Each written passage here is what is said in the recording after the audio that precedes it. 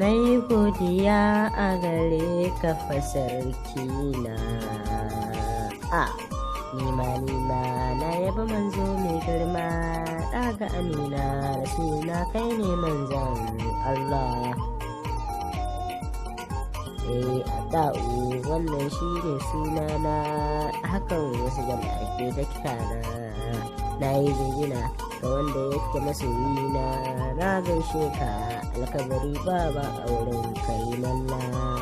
Sassa ta samin sa'a ga muna ta yabo min sa'a min yabo wurin shayabo min sa'a ga muna ta yabo yana ta yabo. Nasa Allah mai zamani wanda ya yo mini lamani, nake yabo gun mai magani, rasulana ka yi mini magani. Oyoyo mun riska yaban sama aiki miyo sai miyo madalla san manzo yayi dorewa. Na saka Allah a cikin waƙata a yaban baban binta, wanda yayo ni yayo babata yayi ɗanina hamza.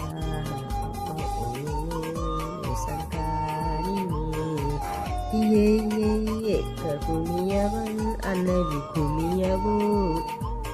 yaban annabin mai soyayya, dole a yanzu mai kinsa ya sha kun.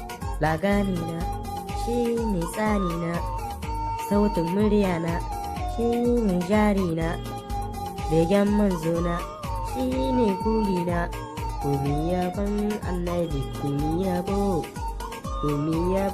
annabi, sa ya sa kunya. Wa na gano wa zan yi wa annabi, ni na gani shi zan yi wa, na ji daɗi. Ga mu mun zo begen ɗan dangi, ba ma tsoro ku gafara ba na tsoro a ƙa'uni ne. Na sa sarki na Ubangiji Allah wanda ya yi kowa, Allah shi ya yi kowa, shi ne masani nan kowa. Ni bege ga albishiri manzo na mafi haƙuri, yin haka ya fi alkhairi, ni bege cikin natsuwa. Ina maka da sabon manzo na ni isa Muhammadu Rasulallah, ina ƙaunar ka. Farko na sa sunan Allah sarki mai iyawa, wanda ya yi ni a ta'u ya bani iyawa. Allah ka sa na yi baiti na ƙara daɗawa, idan na yi aji a dinga yabawa.